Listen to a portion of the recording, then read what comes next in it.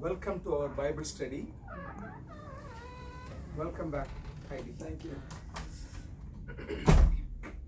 Let us pray. Heavenly gracious God, the words of my mouth and the meditation of all our hearts be acceptable, O Lord, our rock and our Redeemer. In Jesus' name. Amen. 100 years you will live, Andy. Yeah. We just talked about you. Yeah. Really? It was good. It was good. Hmm. You didn't see me, but I saw you Oh, on the yeah. stage on Friday. Oh, yes. Okay, all right. So let's talk about it later. Let's begin our Bible study. So we were talking about Peter's personality as a person, as a fisherman, as a leader in his own community, as a owner who was running a fishing business, and as a curious personality. And when you take a look at this picture, you see, he wanted to walk like Christ. He said, "Can I?" He said, "Come." And that's what happened. He lost his focus towards Christ. He was looking at Christ. He was able to walk, and suddenly he lost his focus. He saw the water and the winds, and he started sinking. And then, but he cried out to Lord, and he said, he came and just lifted him up. And I don't think he carried, Jesus carried him. So they would have walked together, back to the boat. Next, please. Okay, this is the passage which explains about what exactly happened on that day. So let's next. Did somebody read it? No, this is the same thing that we saw, Okay. so we don't have to read it again. The only thing is the little faith. Sometimes we wonder how much faith we have, and we compare with others. Oh, Should we do that? Mary has a better faith than me. Oh, Susan is the best. Like that, we compare ourselves. Or sometimes we compare the other way. I am the best. I have the best faith. I can supersede anyone here. I have the best faith. And my faith is better than you.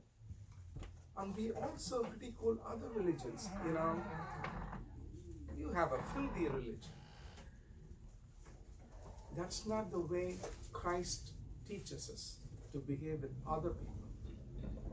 We have to show love and affection, and we have to treat everyone as our fellow human being. Not only that, they are our fellow sisters and brothers, because there is only one God. God created the whole world. So God, we accept Him as Father God because He has given us the privilege to call Him Abba Father. In our language, we call our fathers like Abba. That's how we call. Even in Korean language, I just heard about it. In Korean, they say the same thing. We call mom as Amma and Appa. Same thing with Abba, Father. It's the same thing, I think. Abba, Father. So when we call God as Father, then whoever He created automatically become our sisters and brothers. So we have to keep that in mind. So we can never compare our faith. Our faith is good. That's okay. At the same time, your faith is equivalent to me, because what God says here in 31, immediately Jesus reached out His hand and caught him. You of little faith, why did you doubt? We doubt every day, day in and day out. We doubt whether I can do it, whether I can make it. I was all alone for 2 days at my house. Mostly I was outside though. My family went for a sound and light show in Pennsylvania. Pennsylvania. Yeah, in So Pennsylvania. there was nobody to motivate me, nobody to wake me up, nobody to dust me up. But I have to be here. I have a responsibility. Run. That's how our life is. So why did you doubt? We do doubt whether I'm okay to get up. I go to bed about 2 o'clock, 2 a.m. Is it possible for me to get up the next day? No, I have 4 services tomorrow. I have to get up and do. Why did you doubt? We doubt ourselves. But the other part of Bible says, even if you have a little faith, as little as mustard seed. How many people have seen a mustard seed? Yeah. Everyone. Otherwise, come home. It's the smallest seed that you can't even see. It's the smallest seed. But if you have a smallest seed as much or as little as mustard seed, that is good enough to move the mountains. It doesn't mean that you go to Pennsylvania and stand in front of the mountain, move away. That's not, that doesn't mean like that. That means there are impossible things that you can make it possible with your little faith. That's what it is, okay? So you of little faith, that applies to every one of us. We have little faith, but we have to grow in our faith. A baby is born, a baby could only drink liquid, milk, nothing else. But the baby cannot drink milk throughout her life or his life. Baby has to, in time comes, baby has to eat solid food. Same thing like, we cannot be baby boomers in our faith every time in our life. We have to grow. We buy a small sapling or a plant from Home Depot. We expect it to grow and give some fruits or vegetables. Otherwise, it's waste. God expects all of us to be fruitful with our little faith. With our little faith, we have to be fruitful wherever we are. And Peter was fruitful in his life. He was fruitful always. After he took up as a chief apostle, he did wonders. If you read Acts of Apostles, you will know about what kind of miracles God performed through Peter. And he stood as a rock always. Next.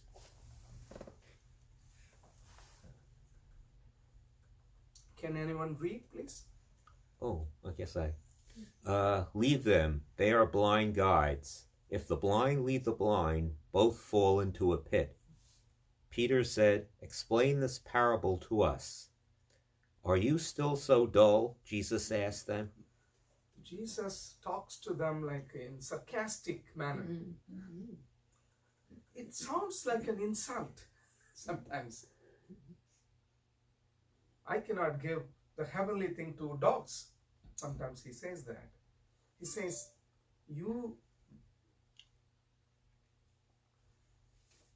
are you still so dull?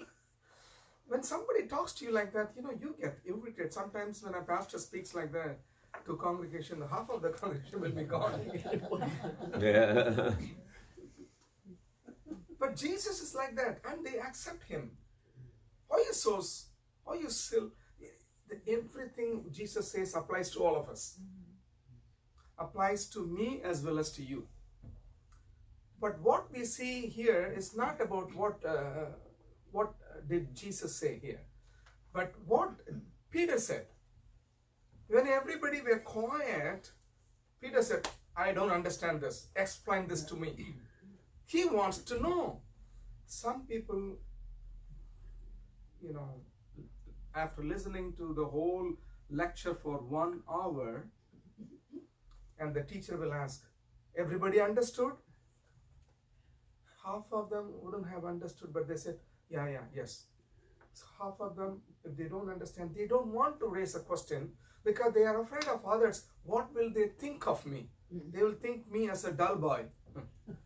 They'll think that, I did not understand anything. So it's like that. So, well, I was in orchestra playing music, light music, back home. Sometimes when we sing a nice song, the audience will say, once more, once more. When our conductor used to jokingly say, if you ask once more, that means either you liked it, that we played very well, or you are asking, at least play right the second time. Once more. But here Peter says, explain the parable. I don't know whether all the other people have understood. But Peter has the guts to say, please explain it. That is what the personality of Peter. We are seeing one by one, his personality. Next, please. And Want the me to next read? one, Oh. can anyone read? Oh, yeah. Then he began to call down curses and swore to them, I don't know the man. Immediately a rooster crowed. We know this situation. Jesus told him clearly that you will deny me. You will disown me. Peter said, no, not in the world. I will never do that. You know me. I won't do that. He said it. But when the moment comes, that comes naturally to us. Are you the one? No, I'm not the one. Did he break this? Not me. That comes naturally to us. No is the word that comes to us immediately. Do you want to pray? No. Do you want to come and open the church today? No, I can't. No is the word comes naturally to us. And the same thing. I don't know the man. How dare he could say that? 3.5 years. He knew in and out of Christ. He was his guru. He was his master. He was his Lord. But he says, not once but 3 times he said that. I don't know the man. I don't know what he was going through at that time. Fear of death. Fear that Jewish people might catch hold of him and kill him as well. I don't know what he went through at that time. But he said, I don't. But he realized only when he said the 3rd time, oh my God, this is what my Lord told me. I failed him. 3 times in a row. And Jesus knew it. And he also said that to him. In today's gospel, we are going to see another character of Peter. Just wait and watch. In today's sermon. Okay, that's Peter. When you see this kind of a person, we know what kind of a person God chose to lead the whole world in faith. Miserable guy. He cannot take decisions on his own. He disowns Christ. He jumps into everything and makes a fool out of himself. What kind of a person that Jesus chose? But you know what? From Genesis till the Revelations, you cannot find a perfect person. For example, a church is looking for a pastor. If you look for a perfect pastor, you will never get one. Any pastor comes with his own pluses, plus and minus. Plus and minus. And the congregation accepts him because Christ accepted him as he is. Plus and minus. And in the whole life, what we do as faithful believers, we try to increase our plus and reduce our minus. But any point of our life, are we in a position to get rid of minus at all? 100%? Never. Never we could. We strive to do it. We try our best. And that's what God likes. From Genesis, from Moses. Moses' story is almost like my story. I don't want it, but that's what happened. Moses said, I can't even talk. I stammer. I cannot talk in front of people. You are the person who's going to lead 40,000 people into the wilderness. Same thing, you look at all the 12 disciples, none of them were perfect, but they did a wonderful job. We heard about Thomas last week, about his doubt, and he did a wonderful job in India and other locations like Persia. And so that's how Peter, and that's how we are all. And God anyway chooses them. He doesn't choose the best person. He chooses whoever that he gets. It is his own will. We are not perfect, but his will is perfect. You know the difference? His will is perfect will. But we are not perfect. But when the will, God's will, happens to us or comes to us and asks us to do something, it becomes perfect. The person doesn't become perfect, but whatever he does becomes perfect because it's God's perfect will in his life. And we accept that and act upon God's will. That's the best thing that could happen to anyone, for you as well as for me. And the rooster crowed, and he realized immediately. Peter. Okay, so Peter was the best. One side he was like a bad guy. Jesus called him, get behind thee, Satan. And the other side he said, you are the person on whom I will build my church. And he did. Till date, Christianity is the most followed religion in the world. It spread like anything. All over the world. Yes, Heidi. But it's now also the most persecuted religion. Christianity. Christianity? Yeah. Say it again. It's now, today, the Yeah. most persecuted religion. Most persecuted religion. And God said that as well. Mm. I remember when I was working as a project manager in a missionary organization in India called the Friends Missionary Prayer Band. They trained the missionaries and sent them nooks and corners of India and spread the gospel. People go where even buses don't go, even cars cannot go. They walk miles together to spread the gospel. And I was appointed as a project manager in one of their fields. There are several fields, and wherever the mission field is there, the missionary will be appointed. And in the same mission field, they will also have a social work organization funded by World Vision.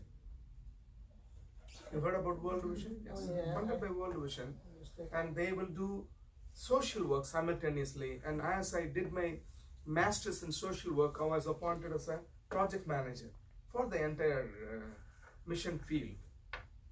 There was a missionary, and every time we come together, we say the prayer.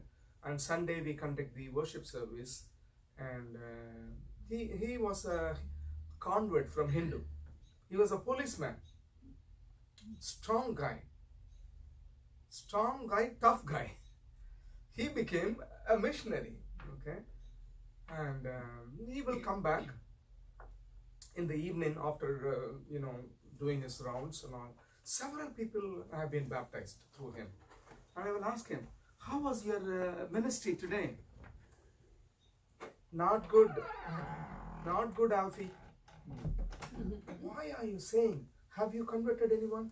Yeah, I spoke to about 50 people today, and about 20 people confessed. They want to be baptized. Oh, you did a good job.